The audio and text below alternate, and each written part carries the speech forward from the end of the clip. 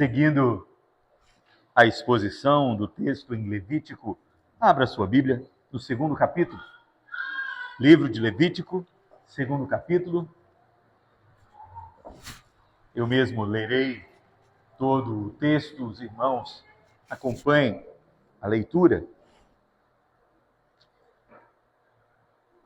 Ainda antes de seu início, se faz necessário nos lembrarmos do que antecede este texto referido. O livro de Levítico é um livro sobre a lei cerimonial do antigo Israel. É um livro sobre o código de santidade, o caminho da adoração do antigo Israel. Mas não somente isso.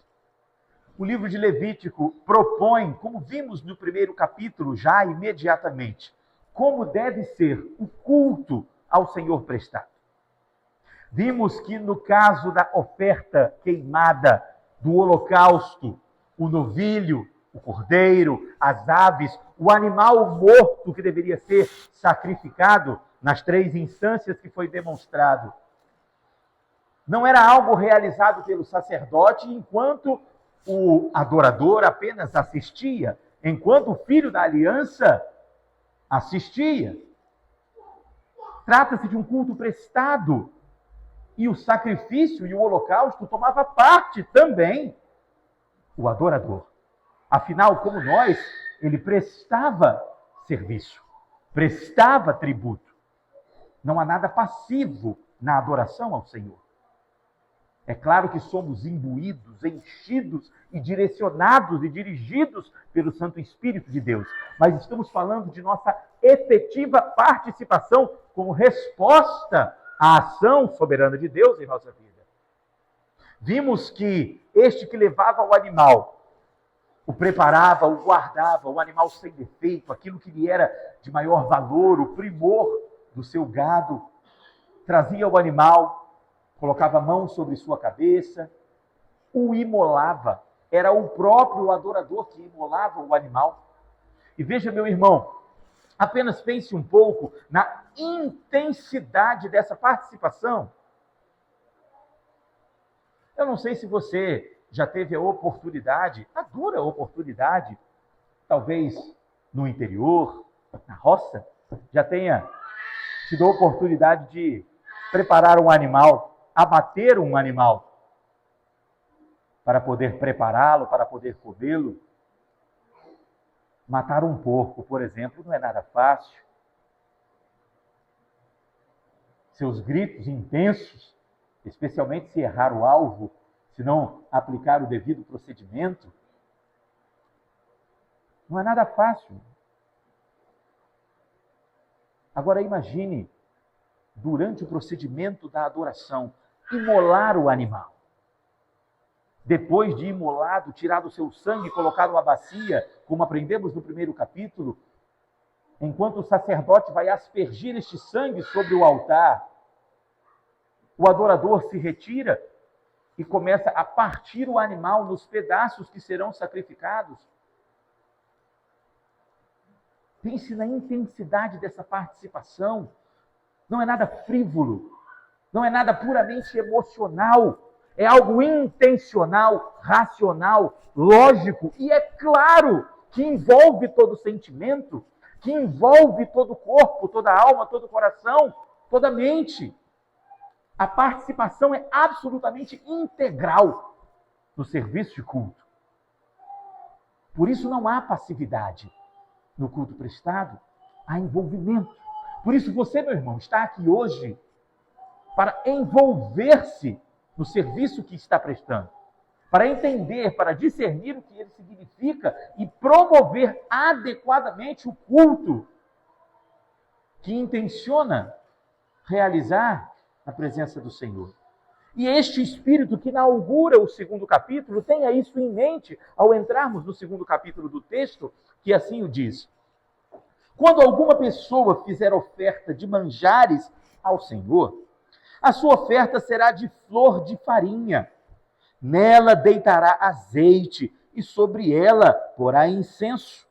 Levá-la aos filhos de Arão, os sacerdotes, um dos quais tomará dela um punhado da flor de farinha e do seu azeite, com todo o seu incenso, e os queimará como porção memorial sobre o altar. É oferta queimada, de aroma agradável ao Senhor. O que ficar da oferta de manjares será de Arão e de seus filhos. É coisa santíssima das ofertas queimadas ao Senhor. Até aqui por enquanto. Veja o que está acontecendo. Esta oferta acompanha a oferta de holocaustos. Ela faz parte da dedicação do serviço de culto, mas ela tem um papel diferente. Primeiro é uma oferta de manjares, de manjar, de comer, é uma oferta de delícias. É uma oferta especial.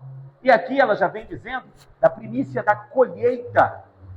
Quando se for entregar desta oferta, deve-se entregar da flor da farinha. Já falamos aqui antes sobre o que é a flor da farinha.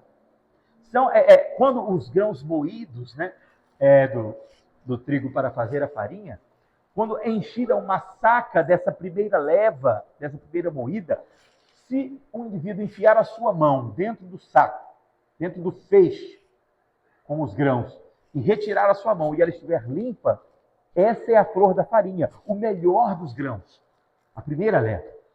O restante já está um tanto misturado com certo restolho, e por causa disso, gruda na mão. Se a mão entrar na saca e sair com farinha, sair suja, esse não é o melhor grão. Já é uma leva inferior. Dar da flor da farinha é dar do melhor, da primeira leva da colheita e, portanto, da primícia.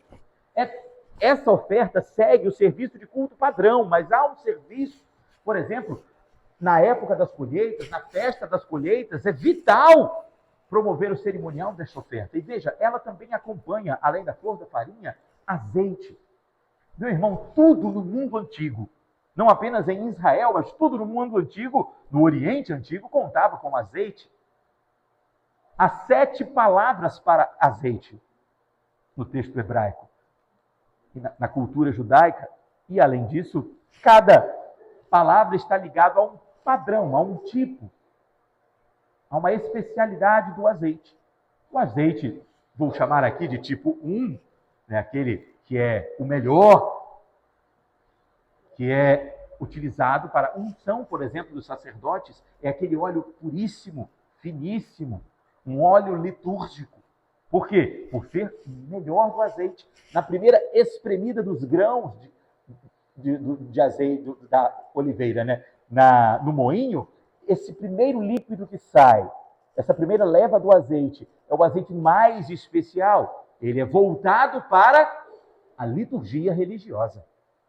É a primícia, é o melhor. O segundo azeite é aquele mais também puríssimo, utilizado na alimentação, entre outros. O azeite pode ser utilizado para fazer remédios, ungüentos, perfumes, ou até mesmo o seu último uso para um certo tipo de banho no deserto. O deserto não tem água corrente muito fácil, né? Nós já falamos rapidamente sobre isso, gostaria de lembrá-los, né? O azeite servindo para a higiene entre os povos nômades do deserto. Por exemplo, faria-se um emplastro com a areia e passaria esta areia pelo corpo. Deixaria ela secar com o tempo. A intenção é que esse emplastro pelo corpo puxaria as impurezas e depois, retirado como uma casca de barro, as levaria consigo. É um jeito de limpar o corpo, utilizando até o último nível o fruto da oliveira, o azeite. A intenção é que este elemento tão comum à vida do deserto, à vida do Oriente Antigo, está também presente nesta oferta de manjares. A flor da farinha é preparada junto do azeite que vai sobre ela, e tal qual no primeiro capítulo falara-se da oferta que subia como um aroma agradável, aqui é também, além do doce e suave aroma do azeite, vai o incenso. E este incenso literalmente dá à oferta aquele cheiro agradável, suave, envolvente, inebriante, como a carne queimada e pura também traz não apenas as narinas do Senhor, como literalmente demonstrado, mas também a de todos os que participam deste feito. Diz o texto que o sacerdote pegará uma porção desta oferta, lançará ao fogo, como oferta memorial, memorativa. Ela é simbólica, ela lembra, ela tipifica um significado. E o que sobra desta oferta de manjares é para o consumo de Arão e seus filhos, para o consumo dos sacerdotes, para o sustento dos sacerdotes. Vamos entender um pouco mais sobre isso, lendo o restante do texto. Veja só. Quando trouxeres oferta de manjares cozida no forno, será de bolos asmos, de flor de farinha, amassados com azeites, e obreiras asmas untadas com azeite. Se tua oferta for de manjares cozida na assadeira, será de flor de farinha, sem fermento, amassada com azeite. Em pedaços a partirás, sobre ela deitarás azeite, é oferta de manjares. Se tua oferta for de manjares de frigideira, far-se-á de flor de farinha com azeite. E a oferta de manjares que daquilo se fará, trarás ao Senhor. Será apresentada ao sacerdote, o qual a levará ao altar. Da oferta de manjares, tomará o sacerdote a porção memorial e a queimará sobre o altar. É oferta queimada, de aroma agradável ao Senhor. O que ficar da oferta de manjares será de Arão e de seus filhos. É coisa santíssima das ofertas queimadas. Nenhuma oferta de manjares que fizerdes ao Senhor se fará com fermento, porque de nenhum fermento e de mel nenhum queimareis por oferta ao Senhor. Deles trareis ao Senhor por oferta das primícias. Todavia não se porão sobre o altar como aroma agradável. Toda oferta dos teus manjares temperarás com sal. A tua oferta de manjares não deixarás faltar o sal da aliança do teu Deus. E todas as tuas ofertas aplicarás sal. Se trouxeres ao Senhor oferta de manjares das primícias, fará a oferta de manjares das tuas primícias de espigas verdes, tostadas ao fogo.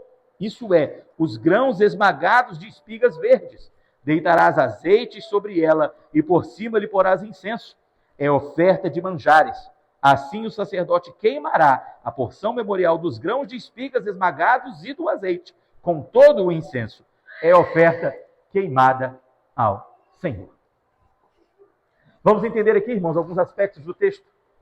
Alguns novos aspectos do texto. Não há fermento, não há mel.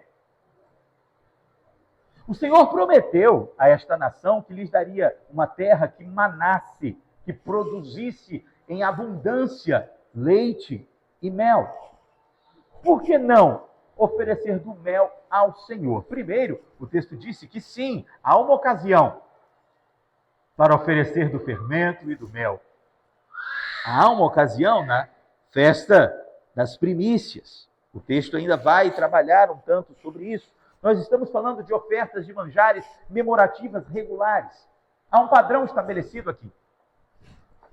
Dentro desse padrão, podemos reconhecer que a oferta que não tem nem fermento e nem mel, seja do trigo ou das espigas verdes, seja do que melhor se pode produzir, ou daquilo que se produz comumente na terra, daquilo que se encontra comumente na terra.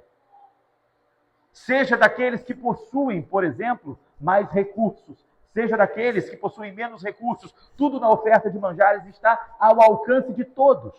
E é por isso que um detalhe importante não pode nos escapar, e de fato o texto não permite, a presença do sal. O texto chama o sal de um elemento da aliança. E o motivo é muito simples.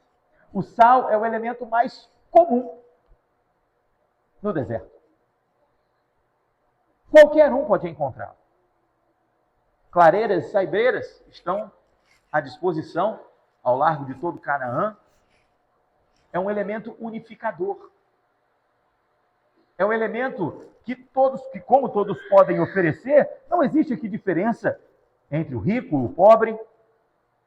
E não deve ser manifesta nenhuma diferença deste padrão dentro do serviço de culto ao Senhor. Aqui não há mais ou menos relevantes. Aqui não há maior ou menor autoridade que esteja ligada à posição ou à disposição de alguém. Não há hierarquias na igreja, como não há hierarquia no serviço de culto. Nós temos, dentro do serviço de culto, dentro da igreja de Deus, uma disposição de responsabilidades.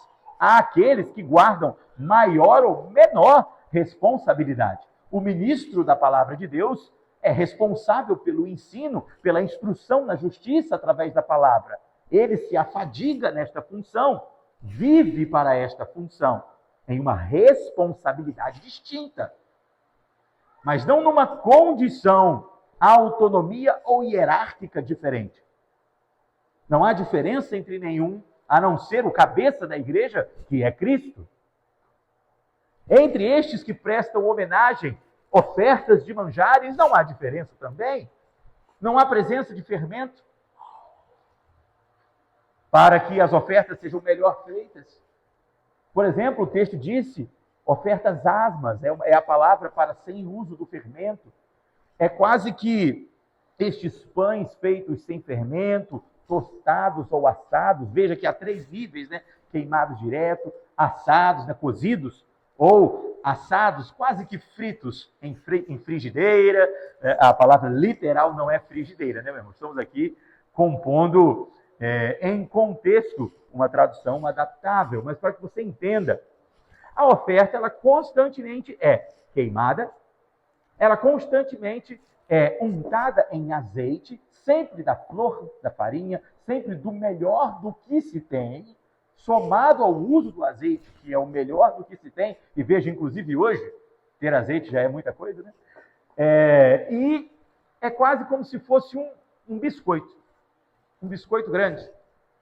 Ele não incha, ele fica mais ou menos com essa textura, é o que um pão asmo é. E é isso que está sendo feito aqui, uma oferta de alimento. E essa oferta de alimentos, ela é uma oferta diferente da anterior.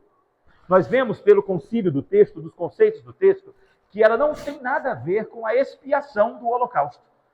Lembra que o holocausto representa o sacrifício de Cristo, representa o perdão, portanto, daí o nome, a expiação que acompanha o sangue derramado, o sangue do verdadeiro e derradeiro cordeiro.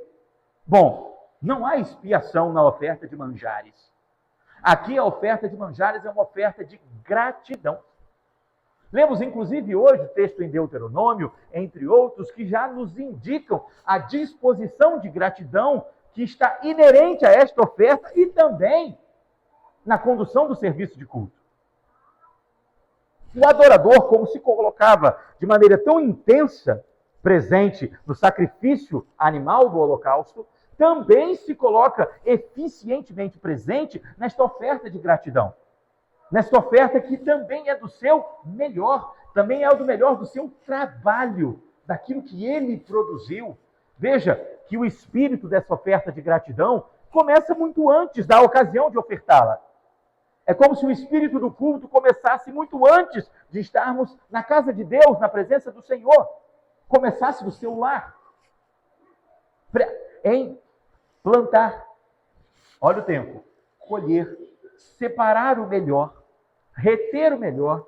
Preparar a oferta. Preparar a massa untada no azeite. Colocar-lhe um incenso para dar o aroma. Tratar a oferta, levá-la ao fogo, levá-la ao sacerdote que tirará esta porção. E aquilo que não foi queimado como oferta memorativa, cerimonial, fica para o sustento. Meu irmão, nós estamos falando que parte do serviço de culto é uma disposição de gratidão em oferecer do melhor ao Senhor e à casa do Senhor. Estamos falando do princípio do que a própria Bíblia chama, e hoje falamos de dízimos, de ofertas. Meu irmão, paralelamente, já venho a dizer, o dízimo não é nada senão serviço de culto, disposição em culto. Com o dízimo você não compra cobertura espiritual, você não compra proteção do Senhor, Você não cumpre a regra cristã? Não. Oferta de gratidão em disposição vem de coração contrito. É por isso que o apóstolo Paulo vai dizer: aquele que dê com liberalidade, segundo o Senhor colocou no seu coração. Dispor-se de dízimos e ofertas é sempre, serviço de culto se está atrelado à nossa sujeição em espírito no Senhor. Veja, também constantemente usamos o exemplo do texto sagrado, onde Jesus diz, onde o Senhor diz através de sua palavra, que se você tem um problema com o teu irmão, não deve dar a sua oferta. Ele está falando do dízimo. Deixa a oferta sobre a mesa. Lembra-se desse texto? Resolve teu problema com teu irmão. E então vem e dá a oferta. Porque oferta é serviço de culto. Louvor e gratidão pelo que o Senhor tem feito, pelo que o Senhor fez e por tornar isso possível. É a nossa disposição devocional em entrega ao Senhor. Se você está com problemas com o seu irmão, se você está indisposto para viver a condição de paz e harmonia que emana do Evangelho, como você vai prestar culto ao Senhor? Não vai. Resolva-te com teu irmão. É o ensejo da oferta.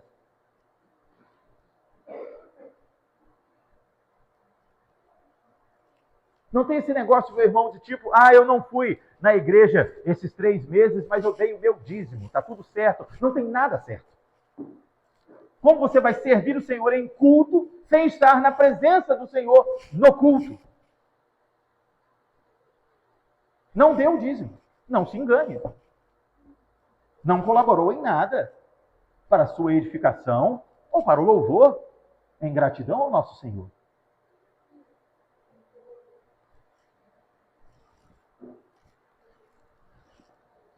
E precisa ser, como o texto disse, isso vai ser muito mais elaborado ainda ao longo do livro de Levítico, como é ao longo da Escritura, mas precisa ser da sua primícia. Você precisa oferecer do seu melhor. E essa oferta de gratidão que oferece do nosso melhor vai além de dízimos. Aqui estou usando um exemplo criterioso, é claro, mas apenas um exemplo. Veja, você aqui se recebe da colheita e dá o melhor do que se recebeu. A mesma coisa em qualquer aspecto da sua vida. Você recebe dons e talentos da parte do Senhor. Se você não os oferece em primazia para o exercício da adoração, você não está dando das suas primícias. Se você não oferece a prioridade e a primícia do seu tempo, se lhe é pesado, difícil, desgastante estar na presença do Senhor, invista, meu irmão, em sujeição, em submissão à sua palavra. Invista em oração, em santidade. Pois este momento tem de ser a nossa prioridade. Tem de ser a nossa primícia. Não é se sobrar um tempo.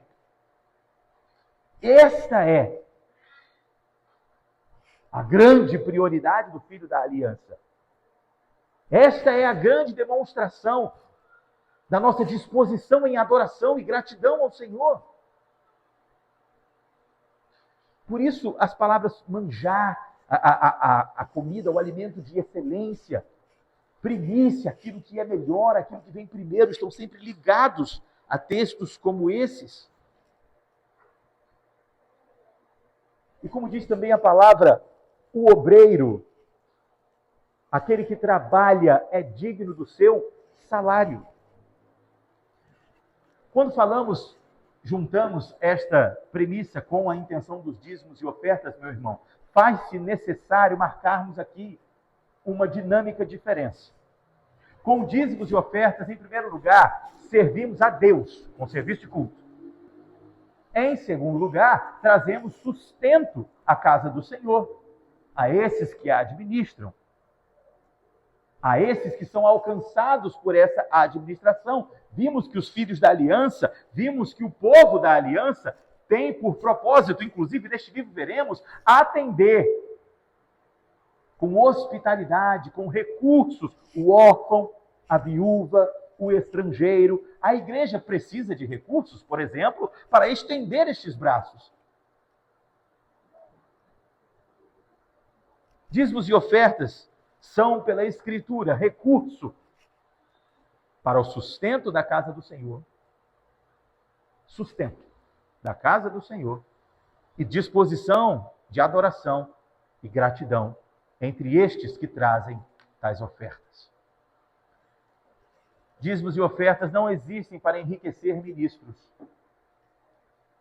Não existem para demonstrar irmãos que foram enriquecidos. É por isso que na oferta não tem nem fermento nem mel. Porque aqueles que não têm recursos para, por exemplo, utilizar-se do melhor fermento, do melhor do mel, algo tão raro, a única fonte de real doçura, natural doçura, aliás, no mundo antigo, no Oriente Antigo, para que não se tente com a sua oferta sobrepujar-se uns sobre os outros, pois como vimos, não há nenhuma hierarquia ou diferença dentro dos limites do culto, dentro dos limites da fé, dentro da aliança.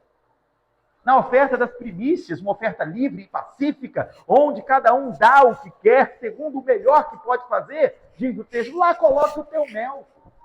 Lá elabore e entregue de fato tudo que se propõe a fazer, porque é louvor puro e absoluto ao Senhor. Aqui estamos falando da oferta que é regra, não aquela que é absolutamente voluntária.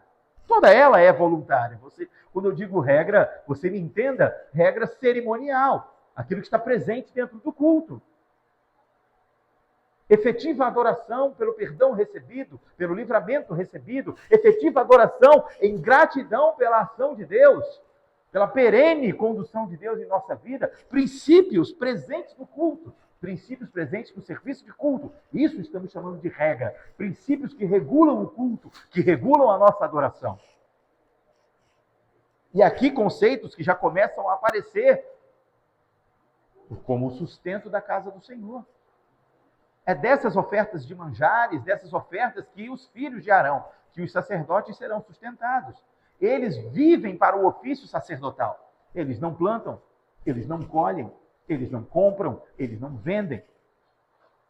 Por isso é tão natural que o ministro na casa do Senhor se dê de maneira integral a este ofício e, como estes, viva para esta condição. Não volte as suas atenções para algo que não o exercício do evangelho, do ensino da palavra, na educação, na justiça. Sempre estando habilitado a este exercício. É a função central do ministro da palavra do Senhor. Lembra-te, portanto, dos apóstolos, quando, em ocasião da expansão da igreja primitiva, chamaram uns aos outros e disseram, elejamos, votemos mais irmãos, para que estes irmãos possam cuidar do órfão, da viúva, daqueles que estão sendo servidos em ocasião da Eucaristia, da Santa Ceia, para que nós possamos nos dedicar, olha a fala dos apóstolos, ao exercício da oração e da pregação. Para que estes líderes pudessem se dedicar a este ofício, outros receberiam responsabilidades. Não há hierarquia, divisão de responsabilidades, mais uma vez. Para que o culto seja o que ele se propõe a ser, fonte de nossas primícias na entrega ao Senhor, ele precisa ser adequadamente entendido. Como ofereceremos o nosso melhor se não formos ensinados nisso? Não é mais, não é menos, não tem a ver com o que é oferecido, mas como o estamos fazendo. E, portanto, se entendemos o porquê o estamos fazendo. Lembra-te de Abel e Caim? Ambos estavam entregando ofertas em adoração a Deus. Não sabemos quando isso lhes foi designado. Sabemos que os dois apresentaram ofertas, um do melhor do rebanho, da sua gordura, outro do melhor da sua colheita, e vemos que a diferença entre uma oferta e outra não está no seu conteúdo, pois aqui está a carne e aqui está o manjar, e aqui está o cereal, o trigo, a flor da farinha. Fazem parte do serviço de culto, mas a disposição do coração de um estava diferente da disposição do coração do outro. Muito mais do que Caim ofereceu. estava no seu coração. E o Senhor o arguiu e disse: procedendo retamente, não serias retamente recebido?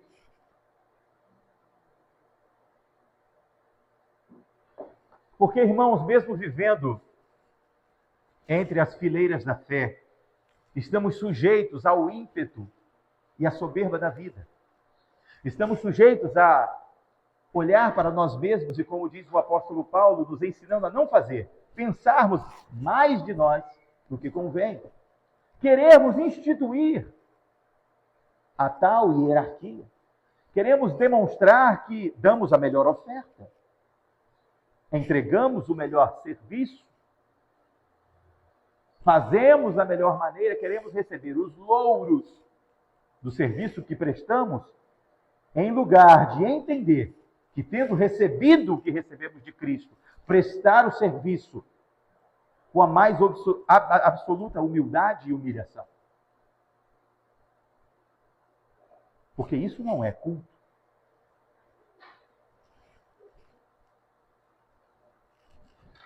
E é por isso que há uma regra estabelecida para estas ofertas, para que o que elas representam e significam sejam didaticamente, pedagogicamente ensinados e entendidos,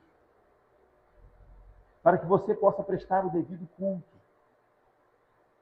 não querendo construir a sua imagem, mas resignando-se à imagem de Cristo, resignando a sua imagem à imagem de Cristo, servindo a causa do reino e da justiça de Deus, guardando-os de todas as outras coisas que por ele vos serão acrescentadas, como diz a palavra do Senhor.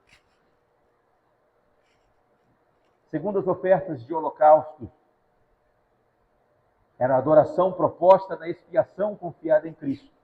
A oferta de manjares, que também serve de sustento para os filhos de Arão, é uma oferta de gratidão, daquilo que constantemente temos recebido.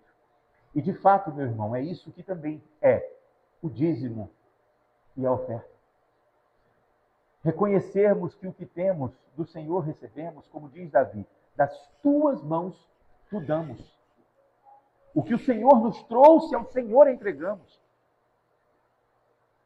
Isso deve ser primícia, como diz o texto. Portanto, deve vir primeiro.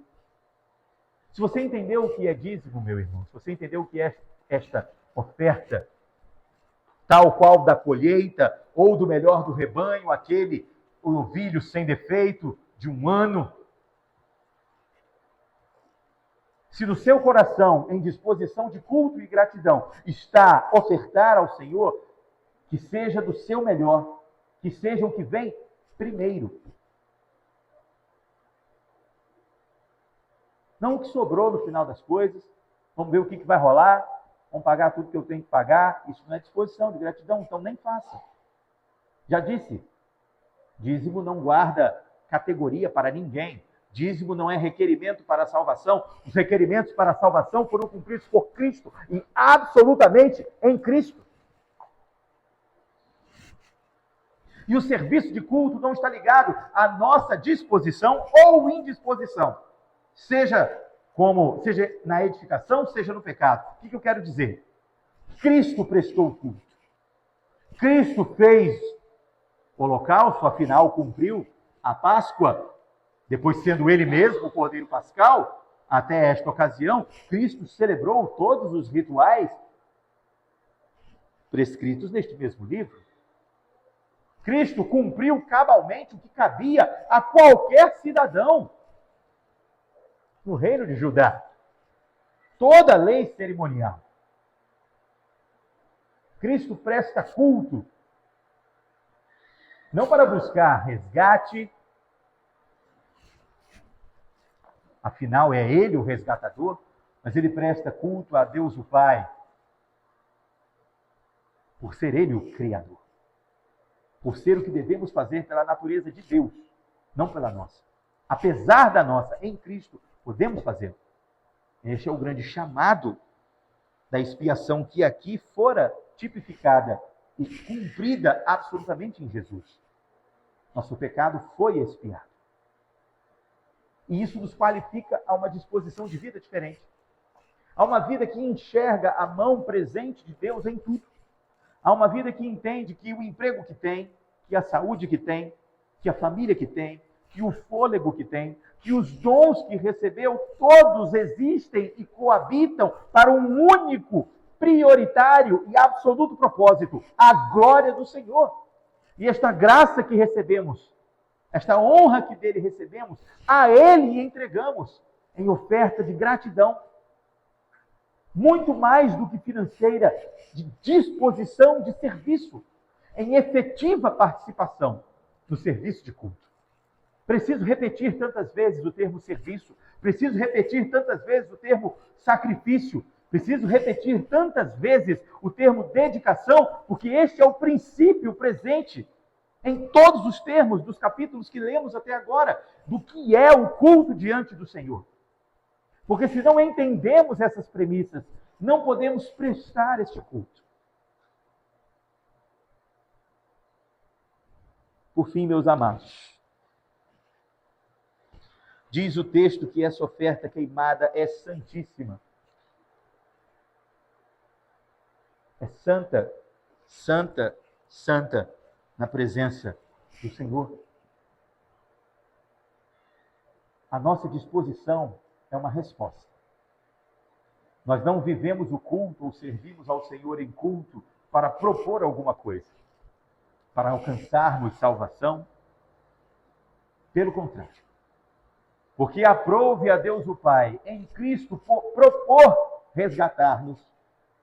Porque fomos salvos pelo Senhor Jesus. Podemos, portanto, responder em vida dedicada, em vida entregue, em mais uma vez, e repito, serviço de culto. O culto é como é, pelo que nos alcançou em Jesus, não para que alcancemos a Cristo. O culto é o caminho pelo qual demonstramos que adequadamente entendemos e vivemos essa verdade. Quero lembrar uma última vez que o serviço de culto não é, portanto, passivo. Se essa resposta é tão firme, forte e contundente como deve ser, o serviço de culto precisa ser efetivo, participativo, envolvido e envolvente, para que ele cumpra os requerimentos que aprove ao Senhor nos trazer. Não apenas músicas entoadas pelo enlevo do coração, não um evangelho romântico e emocional, mas um evangelho participativo, racional, dedicado e, portanto, fiel àquilo que ele mesmo se propôs a ser. Que o Senhor nos abençoe, meu irmão, a fim de, em mais uma oportunidade, desfrutando de seus meios de graça, alimentemos as nossas convicções, fortaleçamos a nossa disposição e nos alegremos em podermos ser chamados filhos de Deus. Vamos orar? Senhor Deus, poderoso e eterno Pai, a Tua presença cá estamos, Pai, a ouvir da Tua voz, a dedicar nossos esforços, Pai, a entregar da nossa primícia ao Senhor, daquilo que melhor temos, daquilo que melhor somos, a fim, Pai, de reconhecer nesta disposição o absoluto senhorio do Senhor. Capacita-nos, Pai, por Tua sabedoria, na força suprida pelo Teu Espírito, Pai, a sermos o que precisamos ser. Habita em nosso coração, Pai, a palavra do Senhor. Amarre-nos, Pai, a Tua presença, a fim de nunca nos afastarmos, Pai, da fonte de vida, que é o Teu Evangelho. Fica conosco, Pai, em nome de Jesus. Amém.